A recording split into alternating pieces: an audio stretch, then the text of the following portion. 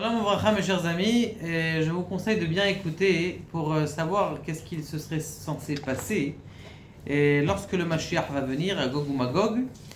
Et dans Parashat Be'alotra, il y a à dévoiler quelque chose de très suspect et très bizarre qui fait très peur. Et dans le Yonatan ben Uziel, c'est marqué que lorsque Akadosh Baruch Hu il a entendu que Yonatan ben Uziel était en train d'écrire la traduction du Sefer Torah, eh bien la terre elle a bougé de 4 parsaot sur 12 km sur 12 km. Il y en a qui disent Armamaot parsaot, il y en a qui disent 400 km, ou je sais pas, 1200 km sur 2200 km. Pourquoi ? Parce qu'il a dévoilé des choses qui ne sont pas censées être dévoilées. Et comme vous le savez, dans la parashat Be'alotra, il y a marqué là-bas que Eldad ou Medad, ils ont dévoilé, ils ont fait une névoie. C'était quoi la névoie ? La première névoie que tout le monde connaît et qui est marquée dans Rashi, c'est que Moshe Rabbeinu va mourir et Yoshua, c'est lui qui va être entré les Bnei Israël en Égypte.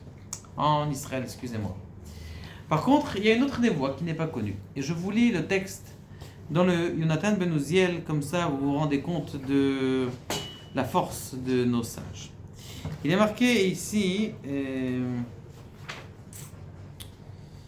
Ve'amrin, Salka min ara, min malka, lorsque le peuple d'Israël, ils vont arriver en Israël. Ve'ay malka salik min ara de Gog, il va avoir un roi qui s'appelle Gog. Besof yoma mitkanesh malchin kitre tagin. Il va avoir des malachim avec leur couronne, qui sont habillés tous d'un shirion. A priori, c'est une armure. D'accord, à l'époque, il n'y avait pas tellement d'armure, mais tous les peuples, ils vont l'écouter, à ce monsieur Gog. Il veut venir faire la guerre en Israël. Al Bnei Galvata, sur les gens de l'exil. Beram. Alors attention. Kiris Atimos. Kiris Atimos. Pour moi, ici il y a une explication, mais c'est pas la vraie explication. Il y a une explication, mais cours atomique. Kiris Atimos. Cours atomique. Besharat Anikin.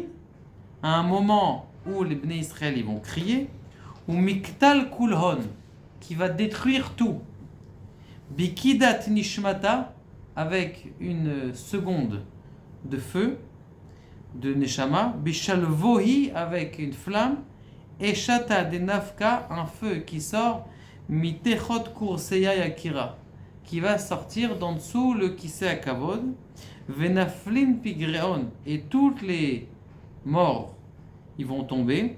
Al Tarvaya de Ara, sur les montagnes d'Israël, Veyetun Kol, et tous les volatiles vont venir manger les chairs de tous ces gens-là.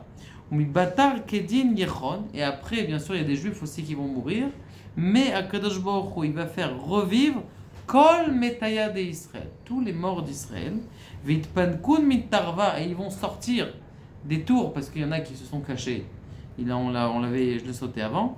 Des Tztana Leon qui se sont cachés à la terre. Min Sheruta Veikabloun Agar Ovadeon. Et ils vont tous servir à Kadosh Baruch Hu. Veinun Havon Min Savia Desliku Vefria. Après, elle reprend ce inyan là de Eldad ou Medad, qu'ils ont continué à être mitnavé. Donc, a priori, on a entendu dernièrement un petit jeune qui disait oui, il va y avoir une bombe atomique sur Tel Aviv. Il y a un inyan aussi où c'est marqué tel ici. Je ne me rappelle pas exactement où c'est. Mais en tout cas, ce feu-là qui va sortir sous le Kisei Akavod, c'est lorsque le Gog ou Magog va venir. Et il va avoir, c'est pour ça qu'il dit le Chafetz Chaim, que la dernière guerre du Mashiach, elle va durer 6 minutes. 6 minutes. A priori, 6 minutes, une guerre, c'est pas possible si vous ne pensez pas à la bombe atomique. Ou c'est eux qui vont à l'atomique, ou c'est Akadosh Baruch Hu qui envoie une certaine bombe atomique mitachat le Kisei Akavod, ou c'est des remazim. Ça veut dire que c'est des allusions qu'il y a 6 minutes, il y en a qui disent 12 minutes. Maintenant, qu'est-ce qu'il faut tenir dans ces 12 minutes et ces 6 minutes ? C'est une chose. C'est la Emouna. C'est-à-dire qu'on va avoir 6 minutes de test de Emouna, puisque c'est la seule chose qu'on doit garder. Maintenant, comment on se renforce dans la Emouna?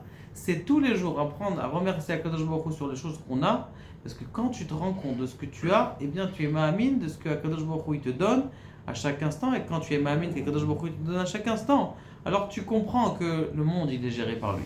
Baruch Adonai le'olam amen ve'amen.